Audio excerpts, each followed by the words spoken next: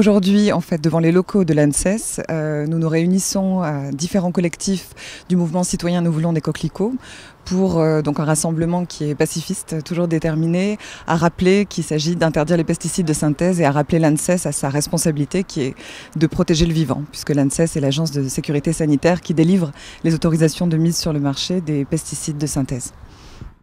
Et alors là, on parle de SDHI, vous pouvez nous préciser ?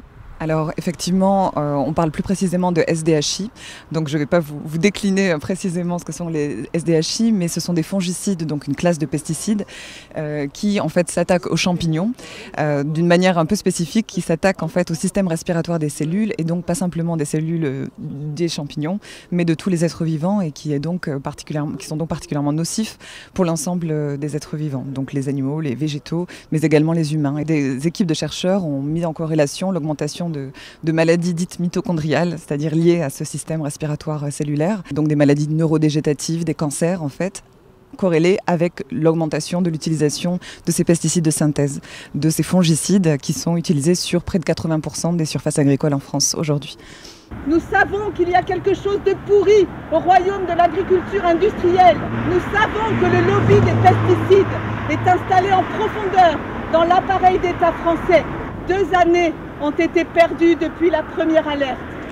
2 années où les études, les tribunes et les publications s'enchaînent dans un silence coupable de ta part. Nous sommes là parce que nous exigeons protection. Normalement, il devait y avoir moins de pesticides, moins de fongicides. Malgré la mode verte et tout ça, en fait, il y a de plus en plus de pesticides qui sont utilisés par l'agriculture. Qu'est-ce qu'il en est ? Il y a eu des plans éco-phyto, donc le but c'était en 2025 être à moins 50% d'utilisation. Malheureusement, il n'en est rien puisque dans l'année 2019, il y a eu plus 24% d'utilisation de pesticides en général. Donc on en est loin. Alors la FNSEA ne joue pas le jeu, c'est-à-dire que en fait, pour nous c'est un lobby. Le lobby agrochimique, évidemment, qui est par derrière.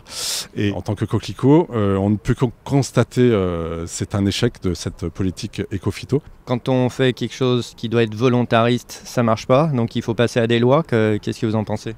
Forcément, il y aura un moment où plus haut, il faudra prendre des directives plus fortes. Monsieur Macron avait dit qu'on sortait du glyphosate en 2022, je crois. Il vient de revenir sur sa position en disant que oui, mais économiquement...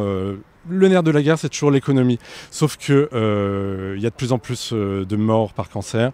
La biodiversité est en berne, en chute libre, même dans certains coins. Et il y a un moment, il faut faire quelque chose, quoi. On ne peut pas rester sans rien faire. Alors nous, en tant que coquelicot, à notre niveau, on dénonce des scandales d'État et c'en est un aujourd'hui.